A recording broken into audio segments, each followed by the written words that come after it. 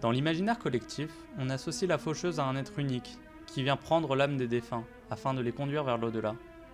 Elle a l'aspect d'un squelette armé d'une faux. Ce n'est pas tout à fait vrai.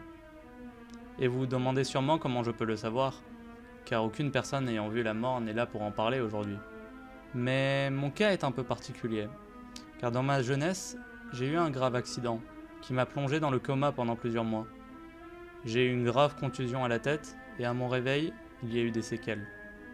Et la plus grave d'entre elles a été de perdre toutes mes émotions. Colère, peur, amour, angoisse. Je ne ressens plus aucune émotion depuis ce jour. Ma vie n'a pas été facile avec ce handicap. Mon manque d'émotion m'a conduit à l'isolement une très grande partie de ma vie. Comme je ne ressentais pas l'amour, je n'ai jamais éprouvé le besoin de me marier, d'avoir des amis, ou même d'être avec ma famille.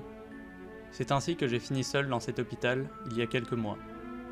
En plus de mon handicap, j'ai développé une maladie que tout le monde connaît et redoute, Alzheimer. Je n'avais aucune émotion, et en plus de ça, c'était maintenant ma mémoire qui était touchée. Je sentais mes souvenirs disparaître, les uns après les autres. C'est aussi pour ça que j'écris tout ça, car j'ai conscience que bientôt j'oublierai toute cette histoire. Maintenant que vous en savez un peu plus sur moi, je vais revenir au sujet principal, les faucheuses. Je peux les voir, et elles sont plusieurs. Il n'y a pas la faucheuse, mais les faucheuses. Enfin, je dis que je peux les voir, mais en fait, tout le monde peut les voir. Et vous les avez sûrement vues, et pas plus tard que cette nuit. Vous allez sûrement me prendre pour un vieux fou, car vous ne vous souvenez pas avoir vu la mort cette nuit. Et c'est justement là qu'est l'astuce, vous ne vous en souvenez pas. La première fois que je l'ai vue, c'est quelques jours avant d'avoir été informé de ma maladie. Je regardais la télé, seul, chez moi, comme à mon habitude. J'ai alors senti une main sur mon épaule, et en me retournant, je l'ai vue. Une grande créature, à l'allure squelettique.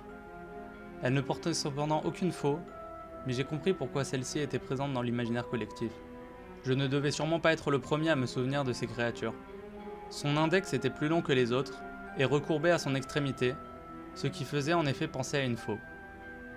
Et j'ai ensuite compris à quoi ce doigt servait. Évidemment, n'importe qui dans ce cas-là aurait crié, aurait été affolé, aurait essayé de négocier pour sa vie, mais je suis resté calme. Et oui, je n'ai aucune émotion, alors je n'ai ressenti aucune peur. J'avais simplement essayé de lui poser des questions, mais aucun son ne sortait de ma bouche, comme si cette entité me forçait au silence. Je ne pouvais également plus bouger. Paralysé et contraint au silence, je pense que ça aurait traumatisé n'importe qui. La faucheuse a ensuite enfoncé son index recourbé dans mon oreille, lentement. Elle est restée comme ça, à trifouiller dans mon cerveau, pendant plusieurs secondes. Elle avait l'air de chercher quelque chose. Puis elle a ressorti son doigt, m'a regardé pendant quelques instants, puis est partie. Une fois qu'elle a disparu, j'ai pu bouger de nouveau. Après cet incident, j'ai fait des recherches pour en apprendre plus sur ces créatures. Mais il n'y avait aucune trace d'elle sur internet ou dans des livres. Bien sûr, dès que je cherchais des informations par rapport à son apparence, je tombais sur des livres ou des pages web en rapport avec la mort elle-même. Mais aucun n'avait le doigt en faux comme je l'avais vu. Et aucun ne mentionnait le fait qu'elle enfonçait ce même doigt dans ton cerveau par l'oreille. Au bout de quelques mois, j'ai abandonné mes recherches. Je n'avais plus vu cette entité de toute façon. On m'avait dit que j'avais Alzheimer, alors je me suis dit que c'était cette maladie qui m'avait fait halluciner ce jour-là. Mais au bout de quelques mois, lorsque ma maladie s'est aggravée subitement, j'ai été contraint d'être interné dans cet hôpital. Et c'est là que je les ai revus. Et pas qu'une seule. Et pas qu'une fois non plus. C'était un balai incessant qui se produisait la nuit. Les faucheuses allaient et venaient dans les couloirs de l'hôpital, allant de chambre en chambre. Quand elles passaient devant moi, elles m'ignoraient, tout simplement. Je n'étais plus une de leurs cibles. J'en avais suivi une dans la chambre voisine, et j'ai été témoin de ce qui m'était arrivé alors. La faucheuse avait enfoncé son doigt dans le cerveau de la vieille dame, qui semblait terrorisée. Elle ouvrait la bouche, semblant vouloir crier de toutes ses forces, mais aucun son ne sortait. Son visage affichait une peur inégalée, mais son corps restait stoïque. Contrairement à moi, la faucheuse n'était restée que 2 ou 3 secondes avec le doigt dans l'oreille de cette femme, avant de s'en aller vers une autre chambre. Je pensais alors que la femme, une fois l'entité partie, allait se mettre à crier, à appeler à l'aide, à gesticuler dans tous les sens. Mais rien de tout ça.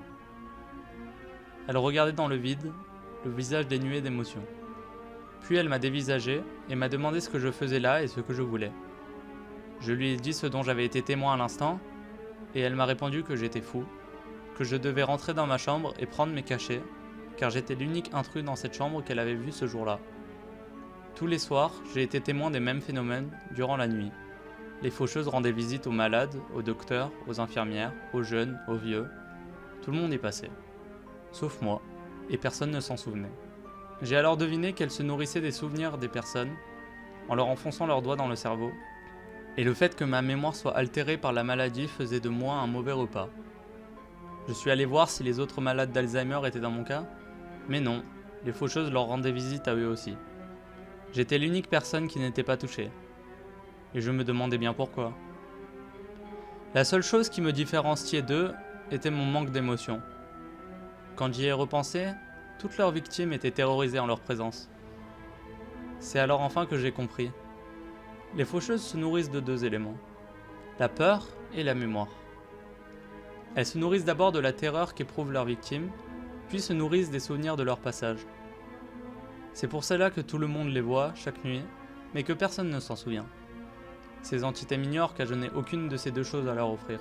Une combinaison assez rare qui fait de moi sûrement une des seules personnes à connaître leur existence. Je me suis alors demandé pourquoi les caméras de l'hôpital ne les avaient jamais filmées. J'ai demandé à la sécurité de me montrer les enregistrements des couloirs de l'hôpital la nuit et il n'y avait rien. Aucune trace de ces entités. Aucun comportement suspect de patients. Comme si leur passage avait été coupé en montage.